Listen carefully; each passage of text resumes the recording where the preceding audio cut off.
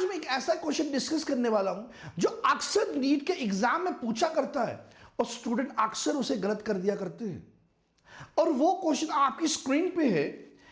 Multi statement question, analyse the following statements regarding binomial nomenclature. Binomial nomenclature से पूछा हुआ question है, introduced by Carolus Linnaeus and select the correct options. इसमें 4 statement, 4 option दिए हुए हैं, हमें बताना है कौन कौन से ऑप्शन सही हैं। पहला option, the statement provides a unique 2-part scientific name to each organism consisting of generic and specific epithet. जब भी हम एक ऑर्गेनिज्म को नाम देते हैं as per binomial nomenclature rules, इसमें 2 कंपोनेंट होंगे। पहला कंपोनेंट जीनस डिफाइन करेगा और दूसरा स्पेसिफिक एपिथेट या species.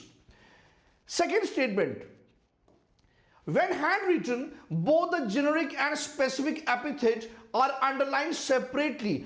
When in print, they are italicized. जब भी आप जीनस और स्पीशीज का नाम लिखेंगे, अगर आप हैंड रिटन नाम लिखेंगे तो उसे सेपरेटली अंडरलाइन करना होगा।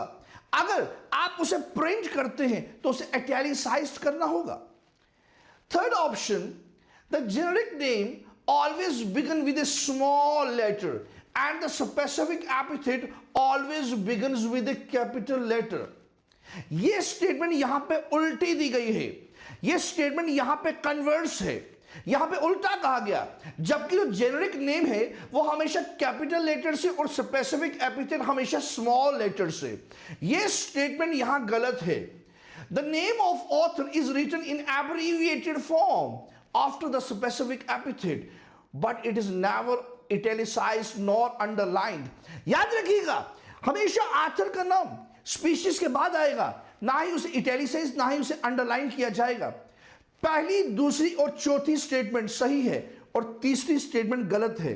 तो याद रखिए 1, 2 and 4 और correct, B is the right option. अगर आप इस तरह के रिसोर्स या इस तरह के क्वेश्चंस को प्रैक्टिस करना चाहते हैं तो हमारी विद्यामित्र ऐप को डाउनलोड कीजिए और इस तरह के क्वेश्चंस को यूटिलाइज कीजिए, प्रैक्टिस कीजिए।